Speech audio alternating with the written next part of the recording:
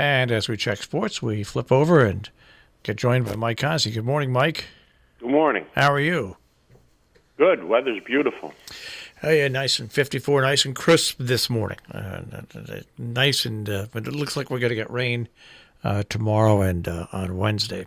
But what the heck? That's all right. I'll trade 2 days of rain for some nice weather like this. Yeah. So how were your pick over the weekend? The racing picks, first of all. Couple of seconds up at Saratoga. We had a couple of winners at Arlington, but they were very cheap, very short prices. I hit the pick 4 at Arlington with all the stakes races. It paid a whopping $27. So it's been a plethora of favorites everywhere. Saratoga's like disgustingly deep with favorites. And our pick of the day on Friday, Shut the Box, scratched again at the gate. Hi. So, yeah, I don't know what's going on with that horse. Well, don't scratched at the gate. Next time you see scratched at the gate, scratch it. That's not the name of the horse. Is Shut the Box. Oh, Shut the Box. All right. Well, shut the box and don't pick the horse in. That's 2 times in a row. Yeah, that's sick. Yeah. All right. Well, I have to play this because I just saw the highlights, and he did remind me a little bit of Phil Sims. Let's see if I can get. Let's see if I can get. 20 with the Jets up 6-0 here in the first. Jones pretty decisive right there and completes his 4th straight pass. Jets brought 6 on that last play. Jones again with time, corner of the end zone, completes it. Did Fowler get his feet in? Yes. It was just nice to see him beat the Jets. That's all. Oh, my God. I didn't watch the game. I did watch the highlights, though, after it was over. Pretty soon you're going to play roller derby. No. Like I said, I didn't watch the game.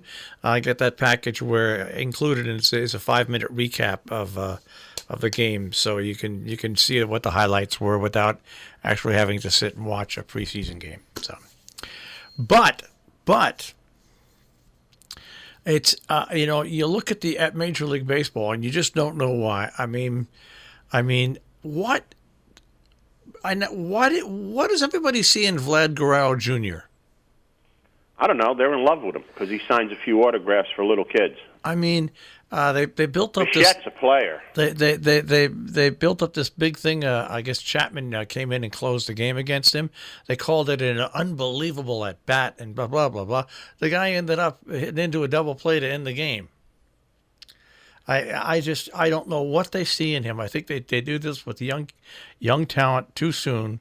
They put so much pressure on him. But I don't know what they see in him. Yeah, he hits home runs. He looks a little like me running around the bases. I mean, that's going to be a problem for him, his weight. Yeah. Well, anyways, so the Yankees split. Dante Bichette's kid's a player. No, that kid's a player. That kid's a stud. Well, that's and you know what? He was at bat beforehand and got on base. That's the kid that's been playing. He set a record for consecutive doubles for a rookie and all kinds of things. I mean, he's hitting 367. He's hitting every game. He's making great plays at short. He has a huge future ahead of him. Guerrero, he swings from his heels. He hits a long ball. He's overweight. You're going to have to see what happens to him. All right. For a kid 20 years old to have the physique he has, he's going to have some issues. He's strong, but he's rotund as well. One of the Red Sox going to finally admit they just don't have it this year. They just I did some homework this weekend. Yeah. I did the runs for and runs against, and in the American League, it's really tight. The team that scores the most runs are the Red Sox and the Twins. They average 5.7 runs a game. However, the Red Sox give up the most runs per game. They give up a little more than a half a run more than Minnesota a game. The team in all of the wild card races that has the least runs against per game are the Indians with 3.9. They're tied with Tampa Bay. So if you had a look at this, the teams that are going to win a division and or make the wild card, it's going to be Cleveland, Minnesota, and Tampa. Those are going to be one of Cleveland, Minnesota is going to win a division, and the one that doesn't, in my opinion, based on facts, is going to make the wild card along with Tampa Bay. You go to the National League, and it's just it's insane. You have Milwaukee, Philadelphia, and San Francisco who give up more runs than they score. Other than that, the team that had the best difference between runs for and runs against differential was Arizona, but they traded Greinke away. So if they didn't trade Greinke away, I would have thought they would have had a good shot to make a run for the wild card. But they got rid of Greinke, so all bets are off. It kind of looks like after that it's going to be Washington, St. Louis, and the biggest dark horse, I think, is going to be the Reds. The Reds have a big run differential between for and against. The Mets played real good this weekend against Washington, but they had a couple of come-from-behind wins, which were very exciting, and they lost yesterday. And the way they lost yesterday was pretty criminal. They lost in the first inning on a routine play covering first base where they made a big, big error, and it led to 3 runs in the first inning. And then they brought in their gasoline man to close the game to keep it close with Diaz, and he gave up 2 runs in the 9th inning. So 5 runs in the beginning and at the end of the game sandwiched, and you wind up knocking yourself out of a possible sweep, which would have been really big for the Mets. And like I say all the time, the Mets yesterday used 7 pitchers. 7 pitchers. Gesellman was one that didn't have it yesterday. Obviously, Diaz wasn't. But if you look at the 8th inning, Familia struck out the side on 13 pitches with 11 strikes. He wasn't the 6.5 ERA pitcher that you've seen all year.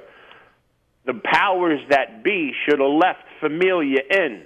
Let him pitch another inning, because this is a rarity where he's throwing strikes and striking people out. They went to Diaz. He closed the game. Unfortunately, he closed it for the Nationals, and the Mets lost yesterday. But they won 2 of 3 this weekend against Washington. They very easily could have lost all 3. They very easily could have won all 3. So the Mets they're just treading water, in my opinion. They had big wins against Washington where they came back. The Friday night game, Washington used a relief pitcher who was absolute batting practice for the Mets when they had a lead.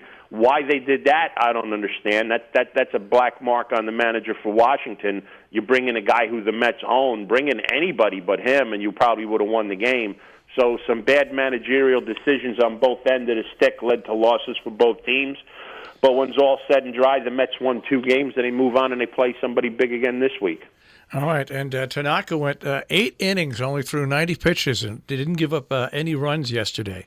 Yeah, that was a rarity for the Yankees. They had somebody go deep and not give up any runs. You know what I started to think during that game? That Toronto switched back to the old ball. I think it's happening a lot, because I watched the Giant game yesterday, and there were some shots that didn't go out of the stadium. So I think they're slowly moving the old ball into new venues, getting ready for the playoffs maybe. And on another note, with the game that I watched last night with the Giants, a player that's really starting to come into his own, and I'm real happy, is Mike Yastrzemski. He's getting timely hits, big hits, hitting a long ball for the Giants. It took him a while to make it to the major leagues, but he's taken advantage of the opportunity, and he's playing really, really well for the Giants. Is he related? He's the grandson of Carl Yastrzemski. Yeah. Okay, that's a great story. Then that's just a great story. Yeah, he looks a lot like his grandfather when he was younger, and he's swinging a nice bat right now for the Giants. And the Giants are playing well. The Giants are getting good pitching, except for yesterday their starter got knocked out in the first inning, and they still managed to beat the Phillies 9-6. Interesting note yesterday, the Phillies got 10 hits and 11 walks and lost the game. That's 22 guys on base. They only scored 6 runs. That's either a real good job by the relievers of the Giants or a bad job by the Phillies. I think it was a combination of both. The Phillies, in my opinion, have 0 chance to make the playoffs. Yeah, they're sucking it up. But, watching baseball yesterday, a couple of different games, balls were hit, and outfielders almost turned their backs to look for the ball to go out. And it didn't. If you look through the scoreboard, like we usually talk about the football scores, the Yankee-Toronto game was 1-0. Atlanta and Miami was 5-4. Oakland and Chicago and the White Sox was 2-0. Texas and Milwaukee 1-0.